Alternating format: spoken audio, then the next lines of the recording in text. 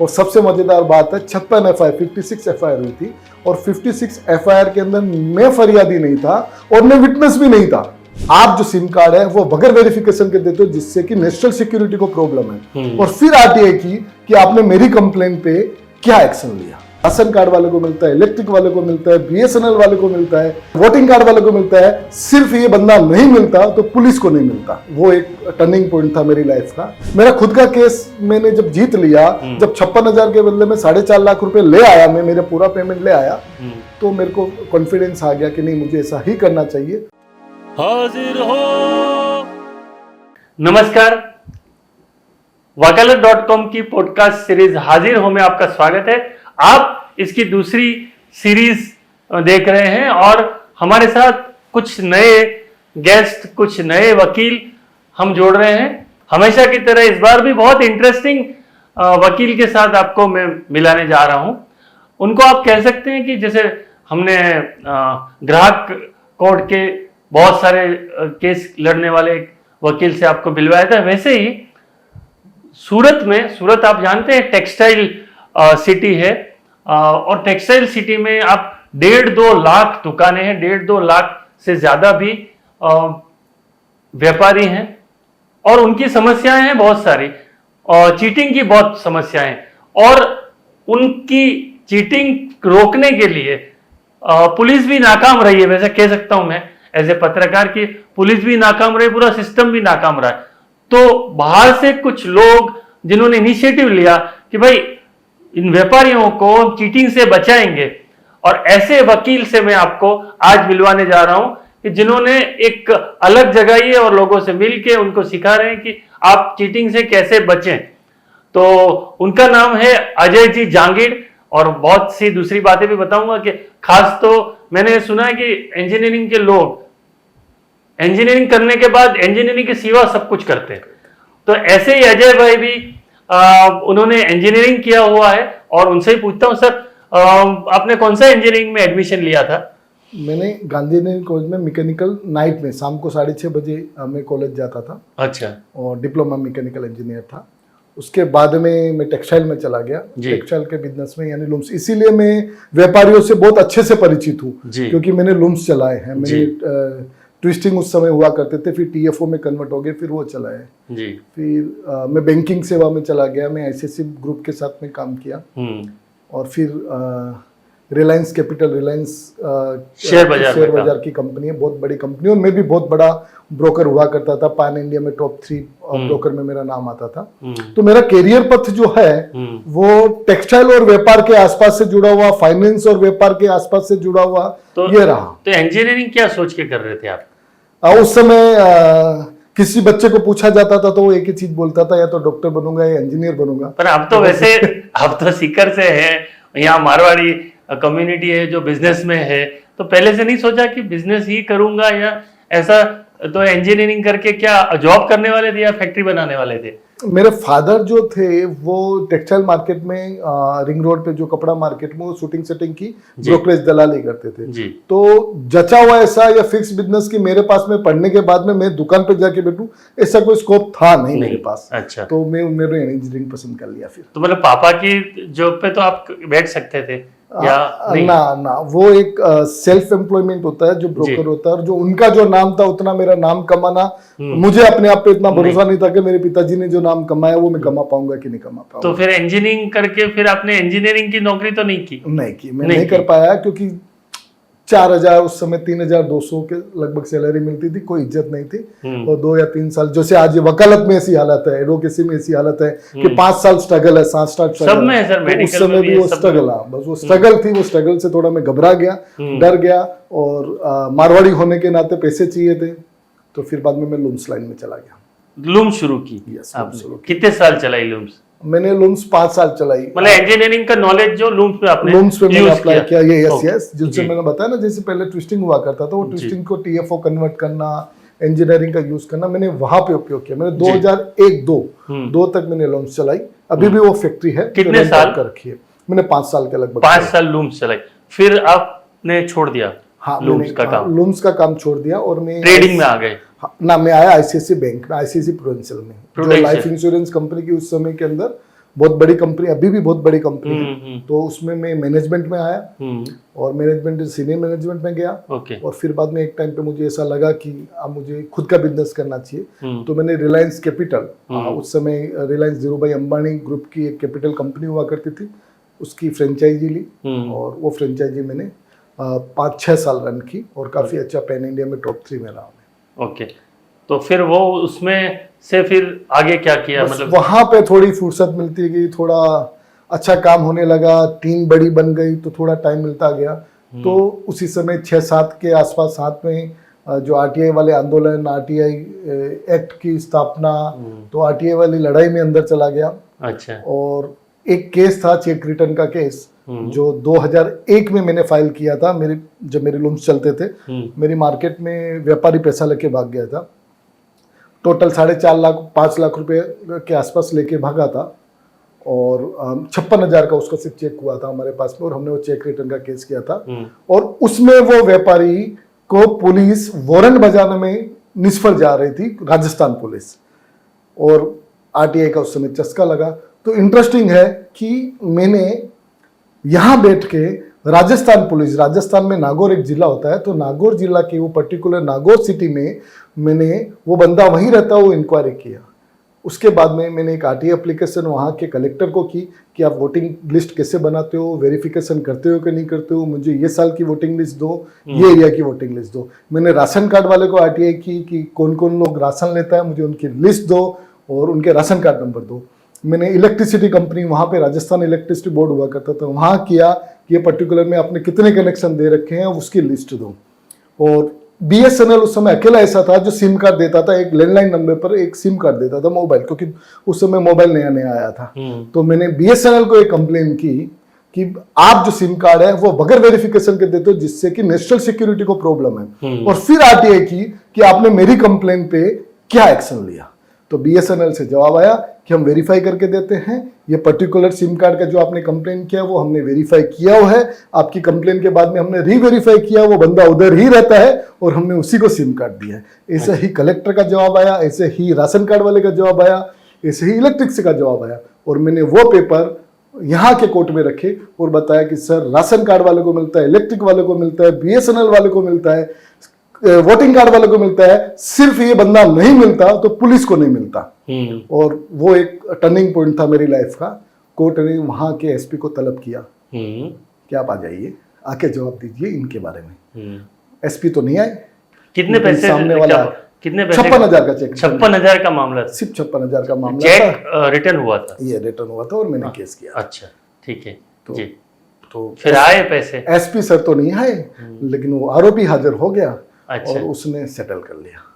अच्छा। और उसने मुझे 4.5 लाख रुपए दे दिए। तो ये यानी अब जब लूम्स शुरू हुए तब से ये दिमाग आपका जो लीगल दिमाग तो शुरू हो ही गया था? यस, वो लीगल दिमाग था। देखो आपने बहुत अच्छी बात बोली कि इंजीनियरिंग किया हुआ बंदा इंजीनियरिंग के सिवा सब कुछ करता है, तो मैंने वैसा ही कुछ किया। वैसा ही किया।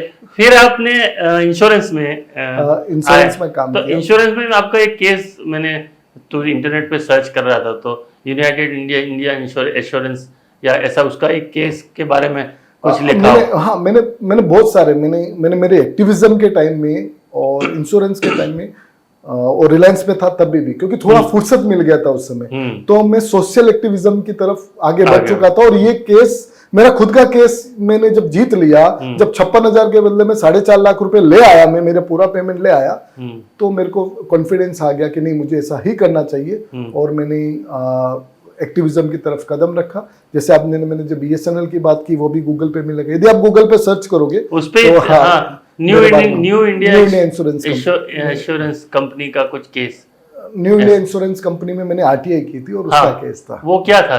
वो बहुत सारे लोगों से कुछ जुड़ा हुआ था, ऐसा कुछ लिखा हुआ था। मैंने ज्यादातर जो केसेस, यानी उसमें एम्प्लॉयमेंट जो दे रहे हैं आप किस आधार पे दे रहे हो, ऐसा कुछ होता क्या है कि न्यू इंडिया इंश्योरेंस कंपनी, कोई भी पब्लिक पीएसयू जिसको बोलते हैं, वो जब एम्प्लॉयमेंट लेती हैं तो देते हैं, तो आर्टिकल जो कॉन्स्टिट्यूशन का आर्टिकल 16 है वो बोलता है सबको समान तक मिलनी चाहिए, समानता और समान तक।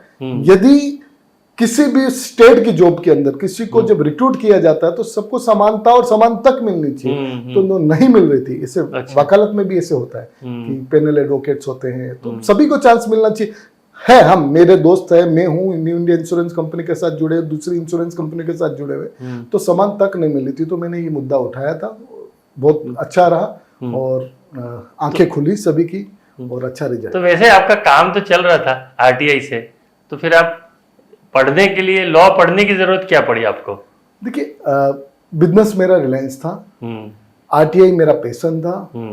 सबसे पहले मैंने आरटीआई किया, मैंने 7 एफआईआर की, class 1 officer, class 2 officer, class 3 officer उस पर गलत एम्प्लॉयमेंट लिए उनके खिलाफ एफआईआर की, जिसमें बड़े दिग्गज 5-5 टर्म तक एमएलए रहे हुए रिलेटिव, उनके खास रिलेटिव, ब्लड रिलेटिव, उनके ऊपर एफआईआर। कौन से डिपार्टमेंट में?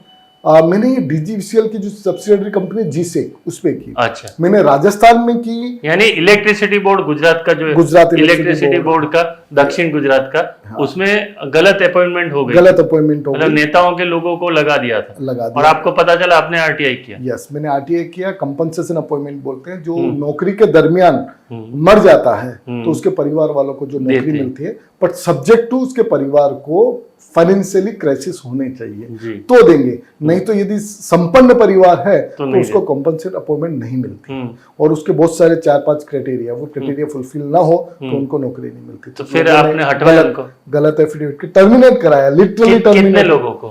3 लोग टर्मिनेट हुए हैं, 3 लोग डिग्रेड हुए हैं। जैसे मैं आपको एग्जांपल दूं कि सबसे इजी एग्जांपल पुलिस का होता है, यदि वो पीआई हो तो उसको पीएसआई बना दिया गया, पीएसआई हो तो उसको कांस्टेबल बना दिया गया, तो मैंने डिग्रेड कराया उनको। और मतलब किसके रिलेटिव थे वो? हमारे सबसे पहले तो तापी जिला के जो एमएलए है पूना जिगामित, उनके सगे जवाई थे। अच्छा। वो डिग्रेड हुए हैं। और कोई ऐसे नोटेबल जो हो? बहुत सारे 3-4 फीमेल थी। अच्छा। जिनको मैं फीमेल है इसीलिए नाम नहीं लेना चाहता, उनको टर्मिनेट ही कर दिया गया, उनको नौकरी में से निकाल दिया। ये बड़ा आपका केस था? सभी केस मुझे बहुत बार पूछा जाता कि अपने आरटीआई में क्या किया, तो मैं हमेशा बोलता हूँ, मैंने मेरी लाइफ के अंदर, इतनी बड़ी लाइफ के अंदर 115-120 से ज्यादा आरटीआई नहीं की, क्योंकि मैं ज्यादा आरटीआई एप्लीकेशंस नहीं करता था। मैं जो एप्लीकेशन करूं उसको चलाने में ज्यादा बिलीव करता था। जैसे हमारे संस्कृति ये बोलती है कि बच्चे पैदा करना नहीं, जिन बच्चों को आपने पैदा किए उनको आप सही परवरिश दो, सही संस्कार दो और स्टेबल करो उनको समाज के अंदर। तो मैंने जितनी भी आरटीआई एप्लीकेशन की, मैंने उनको स्टेबल करने पे ज्यादा मेहनत की है कि नहीं, मैंने जो किया वो उनको जस्टिफाई करूं कि मैंने आरटीआई एप्लीकेशन क्यों की थी, और उसका रिजल्ट नहीं आया तब तक मुझे शांत नहीं बैठा। तो ऐसे आपको याद आ रहे हो जो बहुत चर्चा हुई हो, क्योंकि मीडिया में भी आपके बहुत सी चीजों की चर्चा होती है, लोग आपको as a expert, RTI expert हम लोग आपका कोट लेते थे। तो ऐसे केस जो आरटीआई में, जो उस टाइम पे आप लॉ आपने पढ़ना शुरू नहीं किया उसके पहले, या जब भी, जो भी आपको याद आ रहे हो? मेरा रेशन वाला जो केस था वो सबसे बड़ा और सबसे अच्छा केस था। तो अंगूठे वाला? हाँ, यस अंगूठे वाला। और सबसे मजेदार बात है, 56 एफआईआर, 56 एफआईआर हुई थी, और 56 एफआईआर के अंदर मैं फरियादी नहीं था और मैं विटनेस भी नहीं था। इतनी अच्छी व्यवस्था बनाई थी मैंने कि जहां से मेरे को ये लीगल पछड़े में ना आना पड़े और समाज भी सुधर जाए और ये करप्शन भी बाहर निकले। और इस बात को लेकर गुजरात विधानसभा में 2 बार हंगामा हुआ, 2 बार विधानसभा की कार्रवाई रोकी गई, सिर्फ और सिर्फ इसी मेरे केस के, मेरे नाम लेके पुकार के ये सब हुआ था। मतलब राशन, बोगस राशन कार्ड का बने हुए थे। मैं 1.5 या 2 मिनट में उसको समझाता हूँ कि मुझे मालूम पड़ा कि यहाँ पे क्या हो रहा है। बायोमेट्रिक, गुजरात सरकार ने बायोमेट्रिक कर दिया था कि यदि आप अंगूठा का निशान, थंब प्रिंट दुकान पे जाके नहीं करते तो आपको राशन नहीं मिलेगा। तो बायोमेट्रिक करने की वजह से दूसरा कोई राशन नहीं ले सकता, जिसका अंगूठे का निशान है वो वेरीफाई होगा, फिर ही राशन मिलेगा। लेकिन मुझे ऐसा लगा कि कुछ गलत हो रहा है, तो मैंने सीधे जाने की जगह मैंने ऊंधा पकड़ना चालू किया। मैंने ऐसी लिस्ट निकालनी चालू की कि कौन कौन राशन लेके गया है। तो जब मैं कौन कौन राशन लेके गया तो मैं बोला यार बहुत सारा राशन जा रहा है, लाखों टन राशन जा रहा है, तो मैं पकड़ूं कैसे। तो सबसे पहले मैंने मेरी सोसाइटी को पकड़ा कि मैंने मेरे सोसाइटी के डेटा देखे, क्योंकि वहाँ के लोगों को मैं जानता हूँ। तो मैंने सोसाइटी के डेटा देखे और फिर वॉचमैन से बात की कि ये फलाने भाई का है। बोला ये फलाने भाई तो 3 साल से दुबई रहते हैं और मैं देख रहा हूँ पिछले महीने की 13 तारीख को ये राशन लेके गए हैं। तो मुझे अजीब लगा, मैंने इंक्वायरी की तो 100% वो 3 साल से दुबई रह रहा, वो इधर रह ही नहीं रहा है। फिर देखा तो बायोमेट्रिक से इतनी बज के इतनी मिनट में अंगूठा मार के लेके गए। मैंने सोसाइटी से थोड़ा बाहर दायरा किया थोड़ा बाहर दायरा किया तो मुझे मालूम पड़ा कि एक बंदा जो मेरे बाजू वाली सोसाइटी में, वो यहाँ रहता ही नहीं है, वो अपने गांव चला गया है, तो भी उसके नाम से राशन हो रहा है। लेकिन मैं बोला इनकी कंप्लेन करूंगा तो रिजल्ट नहीं आएगा और ये मेरे को साथ नहीं देंगे। तो मैंने ऊंधी उंगली पकड़ना चालू की और मैंने क्या किया, मैंने सोसाइटी, मैंने समाज के वेल नोन पर्सन को पकड़ना चालू किया। और वेल नोन में सबसे पहले मैंने पकड़ा था रिजवान कामरान उस्मानी, जो कांग्रेस के नेता हुआ करते थे। और मैंने फेसबुक पे लिखा कि ये भाई इतने अच्छे हैं कि 12 किलो गेहूं 5 दिन पहले लाइन में, राशन की लाइन में खड़े होकर ले आए। उनको तकलीफ हुई, किसी ने बता दिया कि सर आपका नाम लिखा है। उन्होंने मुझे फोन किया, बोले आप मेरा नाम ऐसे सोशल मीडिया पे कैसे लिख सकते हो? मैं बोला सर आप लेके आए हो तो मैंने लिखा है, मेरे पास तो प्रूफ है कि आप लेके आए हो, लाइन में खड़े लेके आए हो और आपने अंगूठा मारा है। थोड़ी नाराजगी हुई, फिर वो मेरी बात को समझे कि मैं पुलिस केस करूंगा। मैं कर दीजिए सर, बस इतना देखिएगा कि पुलिस केस किस पे करना है, मुझ पे करना है या जो चीटिंग की है उसके साथ करना है, वो आप सोच लीजिएगा। 5-7 दिन हुआ, 10 दिन हुआ, कोई बहुत ज्यादा मुझे मिला नहीं, शायद पॉलिटिशियन होते हैं, बिजी होते हैं सोच समझ में। फिर मैंने दर्शना जरदोस को पकड़ा। मैडम वेल नोन है, अच्छे नामी है, हमारे सांसद उस समय एमपी थे और समाज में उनका बहुत नाम भी है।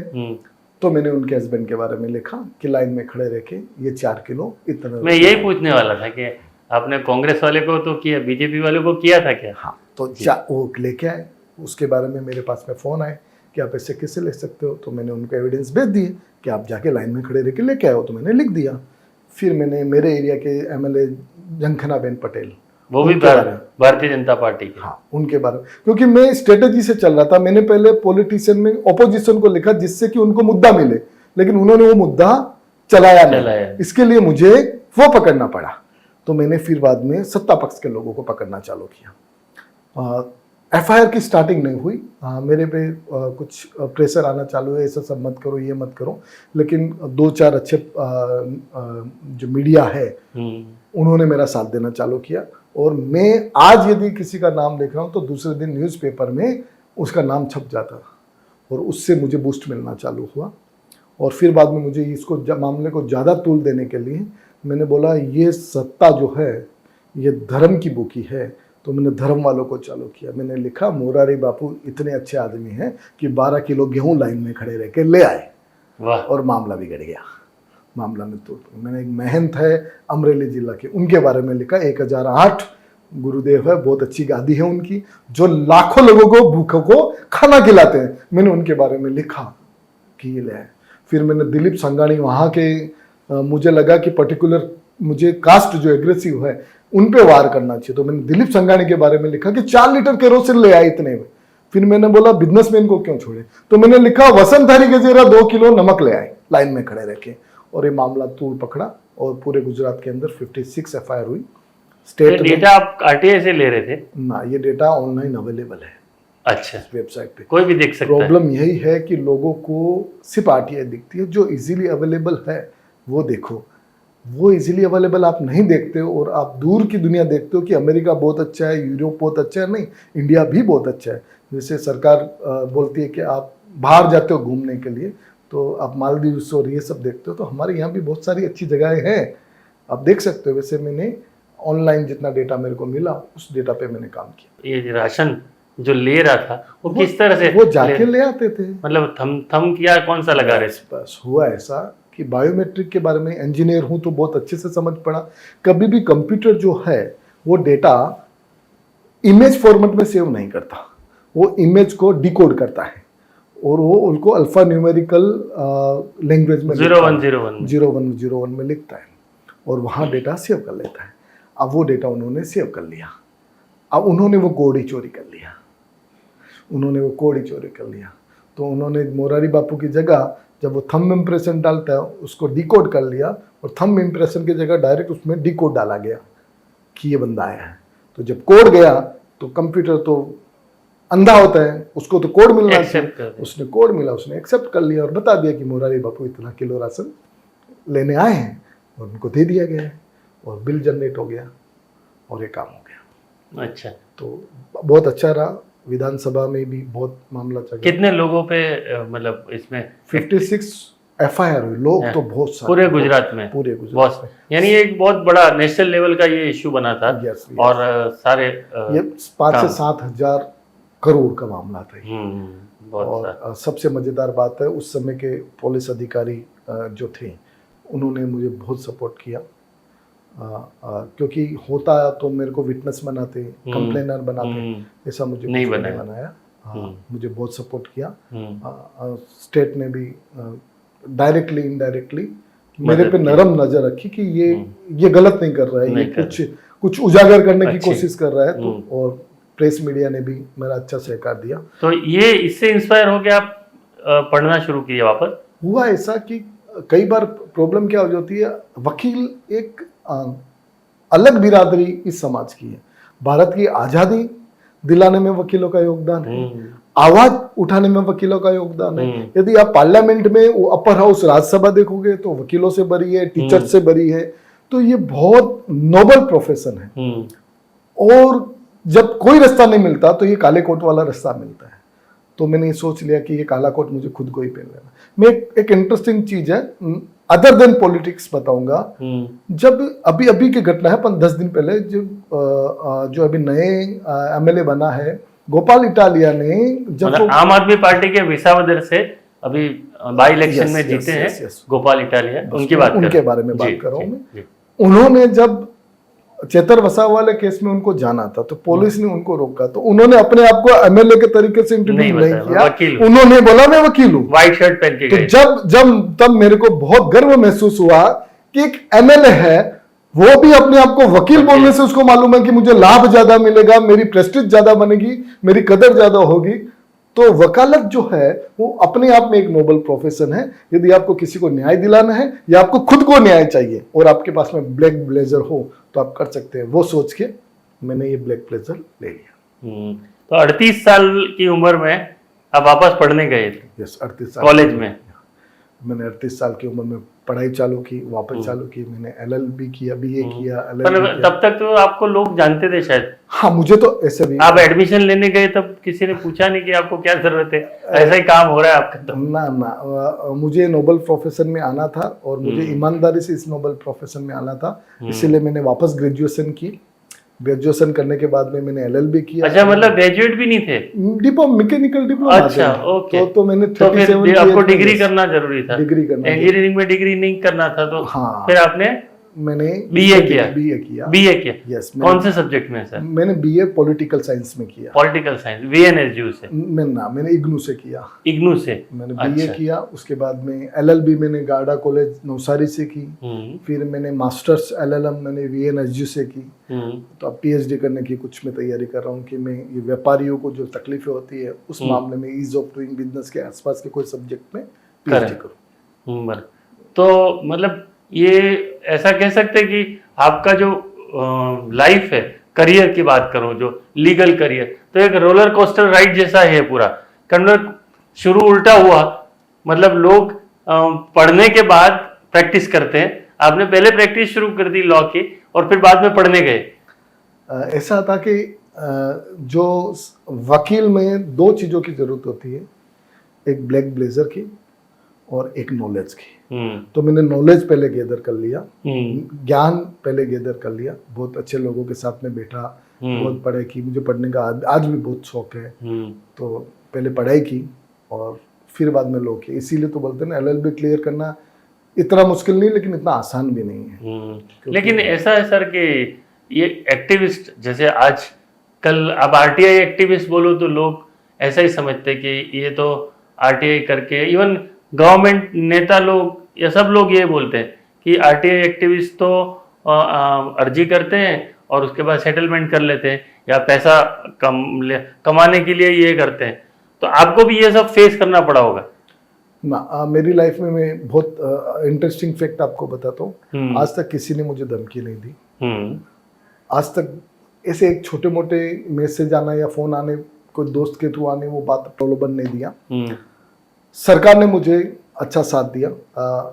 अस्थाना सर जो उस समय के CP हुआ करते थे और मैं अभी तो वो है नहीं, लेकिन मैं उनके सामने भी बोल सकता हूँ कि वो बहुत एरोगेंट थे, वो किसी की सुनते नहीं थे, अपने ही चलाते थे। राकेश अस्थाना जी की राकेश बात अस्थाना कर, जी की जो बात सीबीआई के डायरेक्टर बने, जो सीबीआई के सेंटर डायरेक्टर में। बने, फिर उनको वापस एक्सटेंशन दिया गया। वो एरोगेंट थे, उनका स्वभाव बहुत जिद्दी टाइप का था।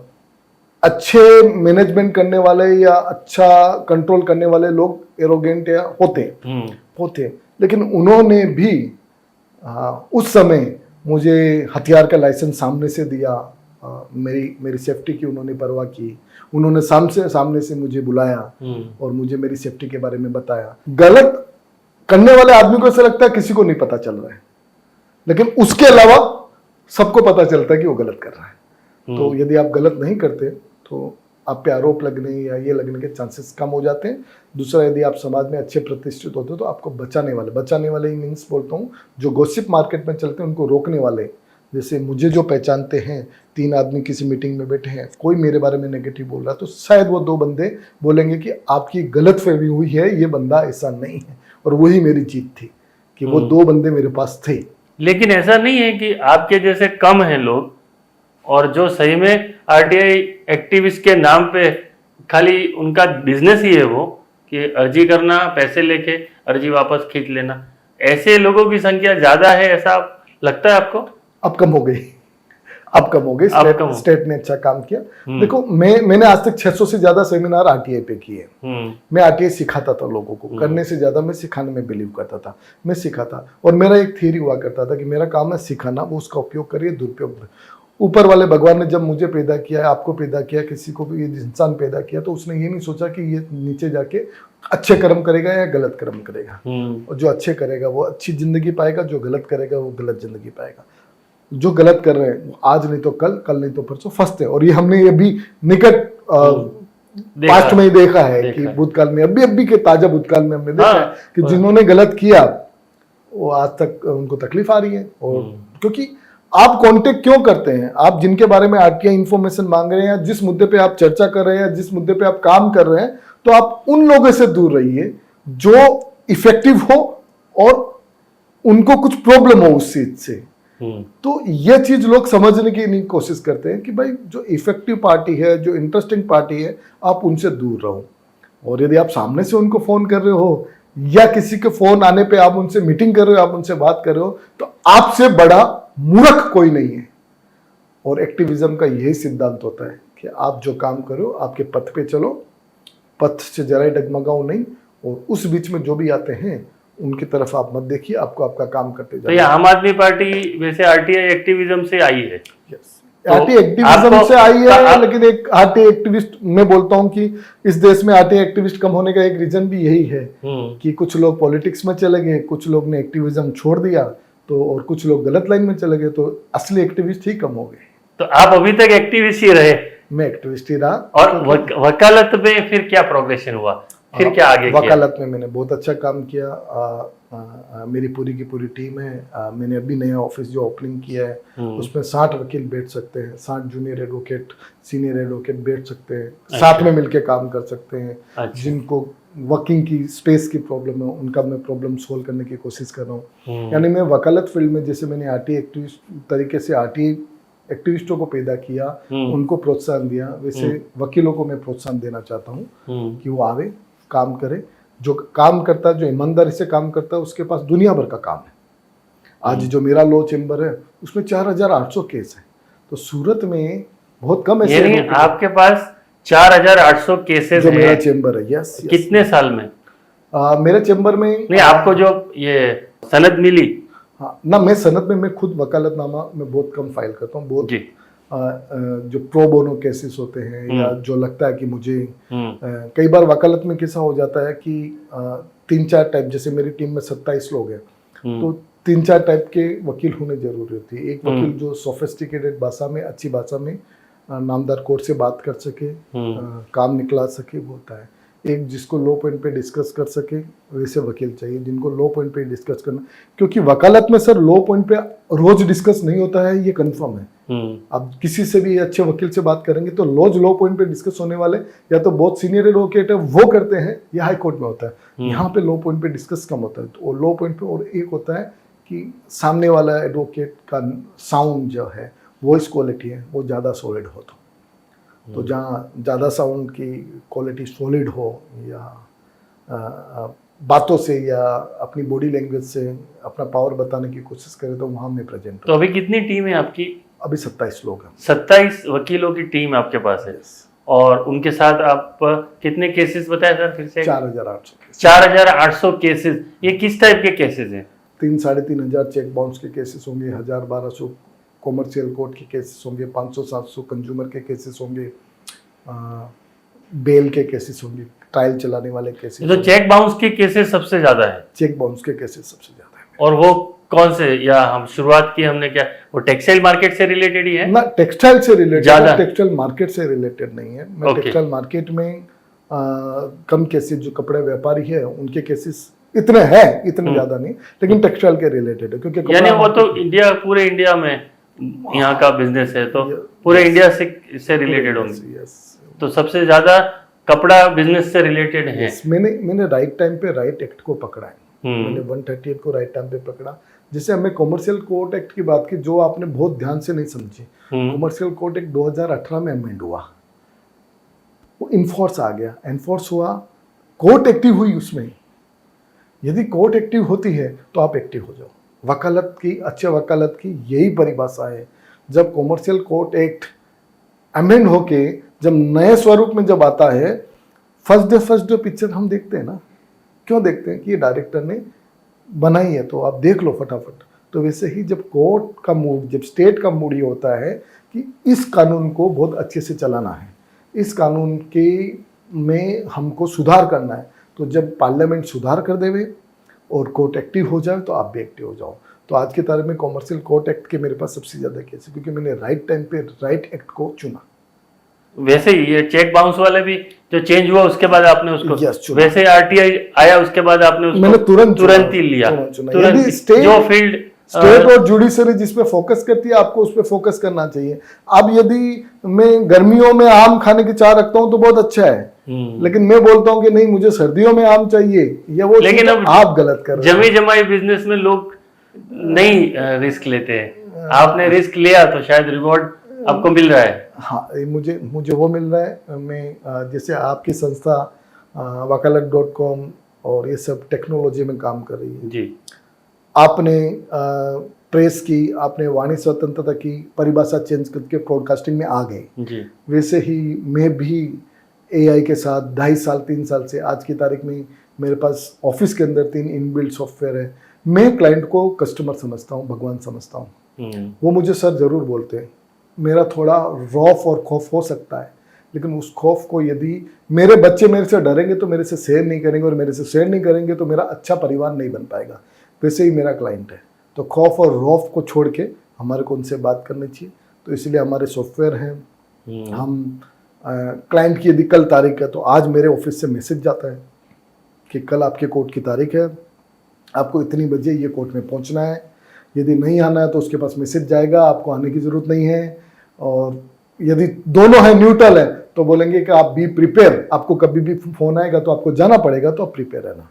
और दूसरे दिन सब काम होने के बाद में थर्ड डे में एक मैसेज वापस जाएगा, कल की तारीख में आपके कोर्ट की तारीख थी, कोर्ट में ऐसा हुआ है, सामने वाला आया था, सामने वाला नहीं आया था, सामने वाले ने पैसे देने की बात की है, सामने वाले ने सेटलमेंट की बात की है, जज ने तारीख दी है, जज छुट्टी पे थे, जो भी हुआ होगा वो मैसेज उसको पहुंच जाएगा। और अगली तारीख 8वें महीने की, 9वें महीने की ये तारीख है, जिससे कि उसको कहीं बाहर जाने का प्लान करना हो या उसको कोई भी प्लान करना हो तो वेल इंफॉर्मेटिव रहे मेरे क्लाइंट।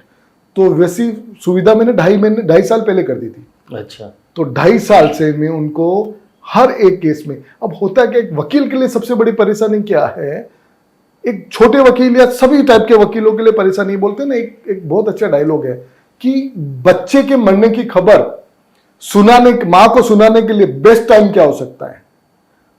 वो कभी नहीं हो सकता, आपको तुरंत बताना पड़ेगा उसको।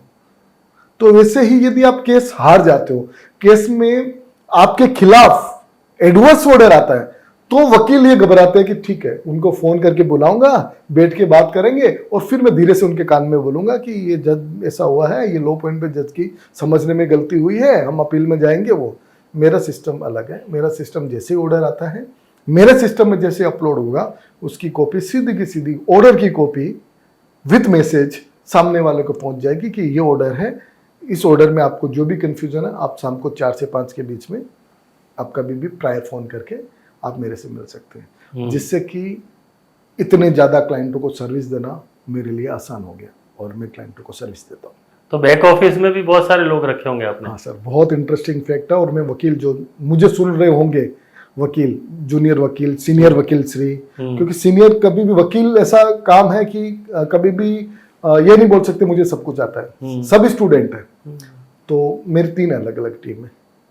मेरी कोर्ट की टीम है जो कोर्ट ही जाती है, मेरी ऑफिस की टीम है जो ऑफिस ही जाती है, मेरी ड्राफ्टिंग की टीम है जो ड्राफ्ट ही करती है। उनका पूरे दिन पिटीशन ड्राफ्ट करना काम, उनको कोई मतलब नहीं कोर्ट में क्या हो रहा है। सब मिला के कितने लोग हैं? सब मिला के 27 लोग हैं। अच्छा, सारे मिला के सब 27 लोग एडवोकेट, हैं। या तो जूनियर एडवोकेट है या सीनियर एडवोकेट है, सभी एडवोकेट है। क्योंकि लॉ प्रोफेशन से हैं तो उनको लॉ में ही रखना ज़्यादा ठीक है। तो मैं भी पसंद करता हूँ कि LLB हो ड्राफ्टिंग में भी।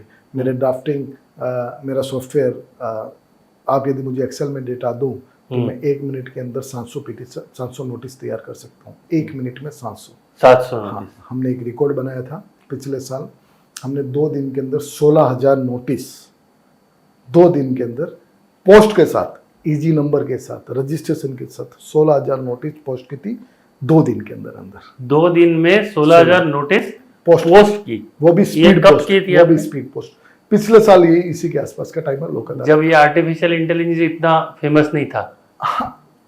हाँ, लोगों के बीच में नहीं था। देखिए वो बोलते हैं ना भगवान है या नहीं, भगवान है, लेकिन जिसको मालूम है उसके लिए है, जिसको नहीं मालूम। मतलब आपने उस टाइम पे ये चैट जीपीटी यूज किया था? उससे चैट जीपीटी नहीं, मेरा इनबिल्ट सॉफ्टवेयर है, अपना खुद का। मैंने तैयारी कर, वही पूछना चाह रहा हूँ कि क्या चैट जीपीटी आपके पास था या आपका खुद का था? मैंने खुद का सॉफ्टवेयर बना रखा था और मैंने पहले से ही बना रखा है। क्योंकि मेरी तैयारी, मैंने जब ऑफिस के अंदर कदम रखा या जब मैं ऑफिस में बैक ऑफिस संभालता था या जो मैं IT संभालता था, तब मैं हमेशा ध्यान रखता था कि एक साथ मम्मी को यदि पूछा जावे ना कि मम्मी घर में हम 4 लोग हैं और तेरे पास ये थाली के सेट 12 वाला है, 2-2 कटोरी अलग है, एक ही साइज के, एक ही डिजाइन के, उनके पास में 15 से 20 गिलास मिल जाएंगे, 12 थाली का सेट, घर में खाने वाले 3 लोग हैं, तो मम्मी तुरंत जवाब देगी कि मेहमान आ जाएंगे तो 12 एक जैसी थाली हमारे पास से निकलनी चाहिए, 12 जन का कटोरी हमारे पास एक जन निकलनी चाहिए। 12 या 15 लोग अचार डालने के लिए, अरे हम साल में एक बार चिप्स बनाते हैं, गुजराती कल्चर है, खास करके सौराष्ट्र का कल्चर है, चिप्स बनाते हैं, उसके लिए वो 15-15, 20-20 लीटर का एल्यूमिनियम का वो तपेला बॉईल करने के लिए वो लेके रखते। कब काम आता है? साल में एक ही बार काम आता है, पर वो लेके रखते। तो ये मैनेजमेंट मुझे मेरी माँ से सीखना चाहिए, ये मैनेजमेंट मेरी बहनों से सीखना चाहिए कि उन्होंने व्यवस्था कर रखी है। तो मैंने आज के 3-4 साल पहले ऐसी व्यवस्था कर ली थी कि मेरे साथ में एक साथ में इतने क्लाइंट आ जाएंगे तो मैं क्या करूंगा। तो मैंने मेरी व्यवस्था कर रखी है, कितने भी क्लाइंट आ जाओ मैं मेरा काम कर दूंगा। तो पिटीशन ऑनलाइन ही भेजी थी क्या प्रिंट आउट निकाले थे? प्रिंट आउट निकाले, EG के स्टिकर लगे, सिंगल पेज, EG के पोस्ट लगे, कवर बने, अच्छा, और EG के स्टिकर लगे, और स्पीड पोस्ट में पोस्ट डिपार्टमेंट रजिस्ट्रेशन हुआ। ये सब प्रोसेस मैंने 2 दिन में खत्म किया। किस चीज की थी ये नोटिस थी लोक अदालत की। कोटक महिंद्रा बैंक के पैसे बाकी थे। अच्छा, वो लोक अदालत आ रही थी तो उनको बोला था इतने लोगों को आपको नोटिस देनी है लोक अदालत की। अच्छा, और बोलते हैं ना जिनके पास में इंफ्रास्ट्रक्चर रेडी होता है उनको काम मिल जाता है। तो अभी क्या आप और इंफ्रास्ट्रक्चर बना रहे हैं, कुछ लोगों को और बड़ा बना रहे हैं ऐसा? हाँ, अभी ये इंफ्रास्ट्रक्चर IT साइड में मैं अच्छा कर रहा हूँ। नहीं, वकीलों के लिए आप कुछ बड़ी ऑफिस खोल रहे हैं? जो मेरी अभी जो ऑफिस बन चुकी है, ओपनिंग हो चुकी है, वो 60 वकील बैठ सके इतनी कैपेसिटी है। अब वकालत फील्ड में ज्यादा प्रॉब्लम कैसा होता है कि एक वकील सभी में नहीं बोलता कि किसी को वो बोलता ना, मैं इस पॉडकास्ट में किसी की लागणी को दुभाने के लिए नहीं आया, लेकिन किसी की लागणी को संतोषने के लिए भी नहीं आया, जिसको जो फील करना हो। लेकिन होता है, मैं वकील हूं, मेरे पास में आप कंज्यूमर कोर्ट का केस लेके आते हो, मैंने आज तक केस नहीं किया है, आज तक मैं इसके बारे में नहीं जानता हूं, लेकिन आप मुझे 5, 7, 10 हजार रुपए देने वाले हो।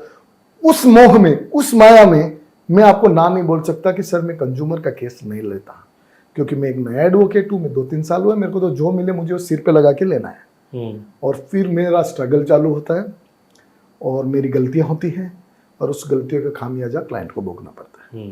तो मैंने वो जो ऑफिस किया वो ऑफिस का कल्चर इस तरीके से डेवलप किया है कि सभी टाइप के एडवोकेट्स बैठेंगे, सभी टाइप के ड्राफ्टिंग वाले बैठेंगे। यदि आप मेरे पास आए हो और आप मुझे बोल रहे हो कि सर मेरा इस टाइप का केस है, 10 मिनट सुनने के बाद में मुझे ऐसा लगा कि ना ये केस जो है ना ये कॉमर्शियल कोर्ट में होगा ना तो इनको बेटर रिजल्ट मिलेगा, तो मैं क्या करूंगा, मुझे वो मेडिकल स्टोर वाला नहीं बनना कि इसी कंपनी की नहीं है दूसरी कंपनी की है पर यही दवा है, नहीं मुझे नहीं बनना, मेरे को उसको बाजू वाले केबिन में शिफ्ट कर देना है। तो मैं उनको मेरे ऑफिस के अंदर जो दूसरा कॉमर्शियल कोर्ट का काम करता होगा उनको मैं ट्रांसफर कर दूंगा, जिससे उनका भी भला है, मेरा भी भला है और जो मेरे साथी वकील है उसका भी भला है। तो मैं इस तरीके के कॉन्सेप्ट के साथ में उस ऑफिस में काम कर रहा हूँ। मतलब वकीलों का मॉल बना रहे हैं यहाँ पे, बोल सकते हैं। मॉल तो बहुत बड़ी चीज होती है। हमने कोशिश की है कि एडवोकेट्स जो हैं जो करना चाहते हैं, कुछ करना चाहते हैं, जिनको 20,000 रुपया छोटा शॉपिंग छोटा, हाँ, सब जगह सब हाँ, हर चीज मिलेगी आपको। वो एक छोटा वकील जो 10 बाई 12 का ऑफिस लेके बैठे, कंप्यूटर ढूंढे, प्रिंटर ढूंढे, एसी ढूंढे, लाइट बिल भरे, एसी के बिल भरे, इंटरनेट का बिल भरे, पटा वाला नहीं है पानी पिलाने के लिए, आप क्लाइंट तरीके से आए और पानी पिलाने के लिए भी मेरे को खुद खड़ा होकर गिलास आपको देना पड़े, जेरोक्स कराने के लिए मैं जाऊं, सुबह 10:30 11 बजे कोर्ट जाने का टाइम हो तो मेरा शटर डाउन हो और मैं जाऊं, शाम को 5 बजे थक हार के ऑफिस आके खोलूं, उस बीच में 10 से लेके 6 के बीच में मेरा क्लाइंट मुझे ऑफिस में विजिट करना चाहता है, मुझे कुछ डॉक्यूमेंट देना चाहता है या मेरे से कोई बात करना चाहता है या कुछ ड्राफ्टिंग के बारे में कुछ बताना चाहता है, कुछ शेयर करना चाहता है, तो मैं बोलूंगा 6 बजे आओ। तो बेचारा 10 से लेके 6 बजे तक जो वकील है उसकी हालत ऐसी है कि वो मिल नहीं पाएगा क्लाइंट को। तो देखो आज की तारीख में ऐसा है कि यदि रात को 2 बजे आपको खाना खाना है तो इंस्टामार्ट वाला बोलता है मैं दे दूंगा, स्विगी वाला बोलता है मैं दे दूंगा, जोमेटो वाला बोलता है मैं दे दूंगा। तो ऐसे ही वकालत है। आप उसको टाइम पे सर्विस नहीं दोगे तो बाजू वाली दुकान के अंदर दूसरे वकील हैं, चले तो वहां चले जाएंगे। लेकिन इतना काम है क्या? लोग तो यह बोलते हैं कि 10 वकील निकलते उसमें 2 कोई काम मिलता है।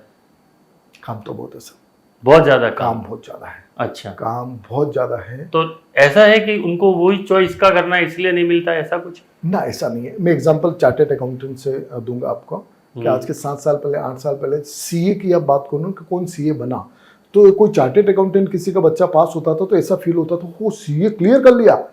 और अब जब हम न्यूज़पेपर पढ़ते हैं ना तो हमारे ही किसी गिनी दोस्त के, किसी फ्रेंड के, भाई उसने सीए कर लिया, उसका सीए कंप्लीट हो गया, तो आपको खुद को फील होता है इतने सीए बन रहे हैं। लेकिन आप जरा उन सीए को पूछो कि क्या वो बेरोजगार है?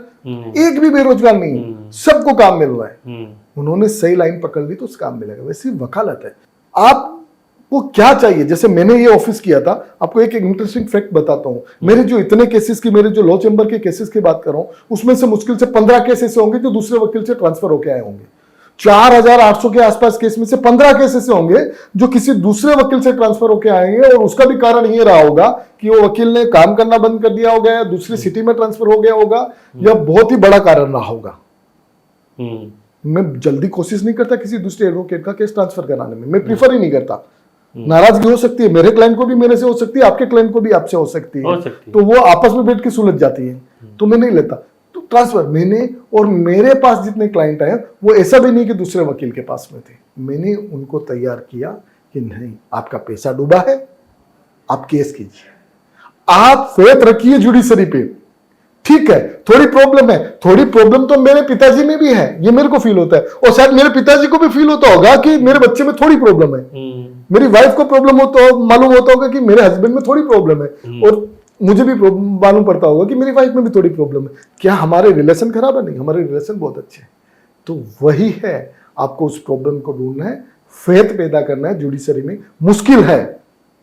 मुश्किल है जुडिशरी में फेथ पैदा करना, क्योंकि हमारी पेंडेंसी, हमारे ये, लेकिन इसके अलावा ऑप्शन है, इसके अलावा ऑप्शन है, इसके अलावा ऑप्शन नहीं। तो you have to do that. Field खाली पड़ी है, कोई काम करने का, क्योंकि वकील कुछ नया सोचते नहीं है।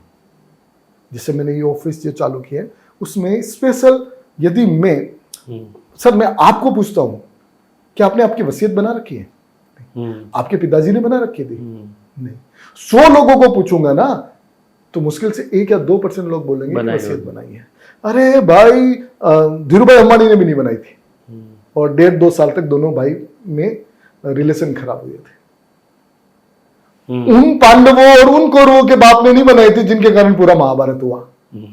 तो हमको ये प्रॉब्लम मालूम है, वकीलों को ये प्रॉब्लम मालूम है, लेकिन उनको उस सॉल्यूशन की तरफ नहीं जाना है कि हम ये काम चालू करें, हम वसीयत बनाने का, नॉन लिटिगेशन का काम चालू करें।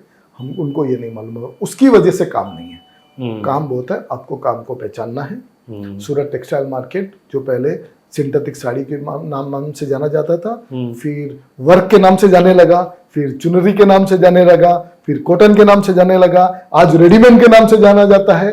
तो सूरत टेक्सटाइल मार्केट ने मार्केट के हिसाब से अपने आप को चेंज किया, इनोवेट किया।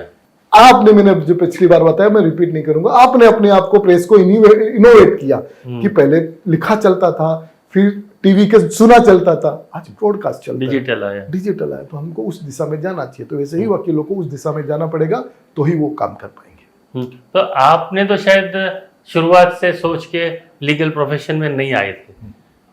आप जो नए जो आ रहे हैं या आ चुके हैं, उन लोगों को सर क्या कहना चाहते हैं कि उनको किस तरह से अपने करियर को डिसाइड करना चाहिए?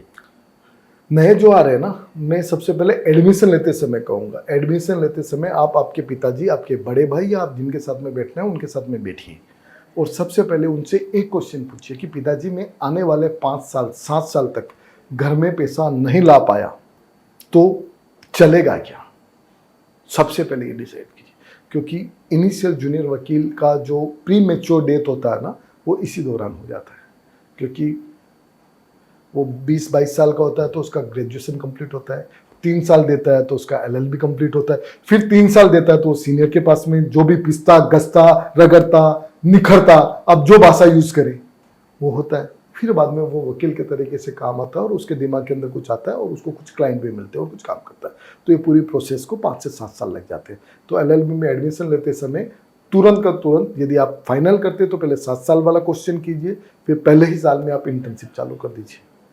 आप बाकी के कॉलेज लाइफ को एंजॉय करना भूल जाइए और आप इंटर्नशिप चालू कीजिए, आप वकालत में आ जाइए, आप किसी सीनियर के पास में काम करना चालू कर दीजिए। आशा मत रखिए, निराशा भी मत रखिए और आप अपना काम करना चालू कर दिए।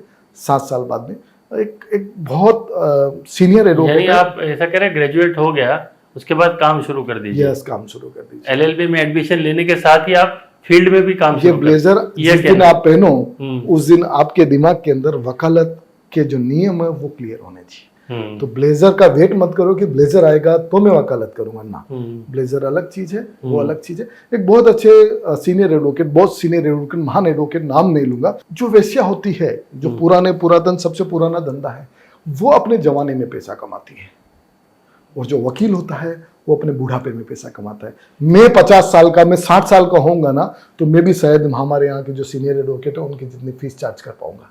शायद मैं 70 साल का होऊंगा तो राम जेठमलानी जितना तो नहीं, पर उनसे 10-20% नॉलेज वाला और 10-20% फीस चार्ज करने वाला बन जाऊंगा। मैं 85 साल का होऊंगा तब तक मैं काम कर पाऊंगा। आज भी हाई कोर्ट के, सुप्रीम कोर्ट के रिटायर्ड जस्टिस कोशिश करते हैं कि वो सीनियर काउंसलर तो बन ही जाते हैं, वो प्रैक्टिस करना चालू रखे। तो वकालत एक ऐसा प्रोफेशन है कि जब तक आपका शरीर और आपका दिमाग चलता है तब तक आप काम कर सकते हो। उस समय आपको ज्यादा पैसे मिलेंगे, सिवाय कि आप में जो एनर्जी सबसे ज्यादा थी, सबसे ज्यादा फुर्ती थी, सबसे स्पीड में दौड़ सकते थे उससे। तो वकालत ये मतलब अनुभव की जरूरत है।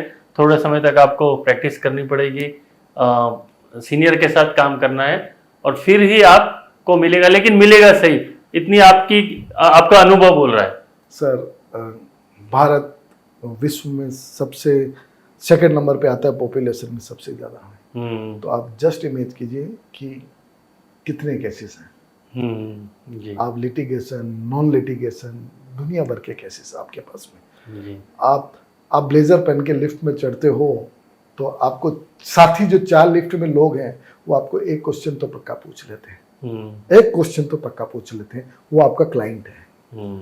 सब्जेक्ट टू आप कैसे कन्विंस करते हैं। आप किसी अच्छे डॉक्टर को, स्किन के डॉक्टर को जानते हो, किसी पार्टी में मिले हो तो आप एक सवाल तो उनसे पूछ ही लेंगे कि सर ये फुंसिया बहुत हो रही है, क्या हो सकता है। तो आप उसके लिए क्लाइंट है। आप पत्रकार हो, सामने वाले को मालूम पड़े कि ये पत्रकार है तो आपको समाज की 2 प्रॉब्लम के तो आपसे शेयर कर लेगा वो कि सर इसके बारे में कुछ सोचिए, इसके बारे में सोचिए। तो वही है, आप वकील हो तो क्लाइंट आपके आजू बाजू ही है। हम्म, किसी के यहाँ फैमिली केसेस है, किसी के यहाँ लिटिगेशन के केसेस है, किसी के नॉन लिटिगेशन के केसेस हैं, किसी के रेंट एग्रीमेंट के लेके इश्यूज है, बहुत सारे इश्यूज है। आपको आइडेंटिफाइड करना है और आपको उस पर काम करना है और किसी भी एक चीज़ में एक्सपर्टीज बनानी है।